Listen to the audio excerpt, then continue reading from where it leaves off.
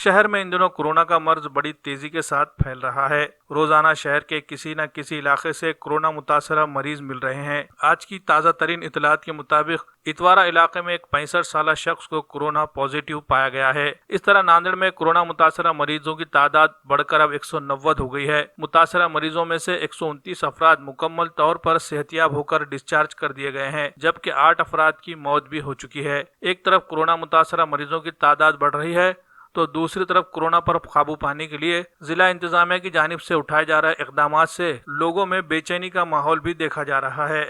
खास तौर पर कोरोना मुतासरा इलाकों में इंतजामिया के लोग अचानक किसी भी वक्त पहुंच जाते हैं और कोरोना मुतासरा मरीज के राब्ते में आने वाले अफराद की जांच के बहाने कई अफराद को घरों से उठाकर क्वारंटीन सेंटर ले जा रहे हैं। इस कार्रवाई से मकामी लोगों में जबरदस्त डर और खौफ का माहौल पैदा हो गया है। लोग इंतजामिया की इस कार्रवाई से शदीद बरहमी जाहिर कर रहे हैं। लोगों का इल्जाम है कि कोरोना मुतासरा मरीज के राब्ते में आने वाले अफराद के बहाने गैर मुतल्लिका अफराद को भी बिलावजह परेशान किया जा रहा है। इस सिलसिले में कुछ लोगों ने अपने एहसासात कुछ इस अंदाज में जाहिर किए। देखो, प्रशासन जो भी कर रहा है बिल्कुल ठीक कर रहा है, मगर फिर भी उनका तरीक़ा मेरे को ऐसा लग रहा है कि थोड़ा गलत है। भाई, जिसको कोरोना वायरस पॉजिटिव आया उसके जो कांटेक्ट में हैं उन लोगों का लेके जाना चाहिए, टेस्टिंग को उन लोगों को लेके जाना चाहिए। मगर किसी ने बोला कि भाई ये शख्स को, मेरे को ऐसा डाउट दिख रहा है कि इसको कोरोना पॉजिटिव है, शायद खांस रहा है, इन्हें इसको बुखार है, तो उसके नाम की अगर कंप्लेन गई तो ये लोग आके ज़बरदस्ती उठा रहे, उसको लेके जा रहे और पूरे मोहल्ले में दहशत का माहौल फैला दे रहे। तो ये तरीक़ा मेरे को गलत दिख रहा, ऐसा नहीं करना चाहिए। और प्रशासन ने और कलेक्टर साहब ने इसकी माहिती लेना चाहिए कि भाई ऐसा क्यों कर रहे बोल के, और पूरे मोहल्ले के लोगों को डरा रहे।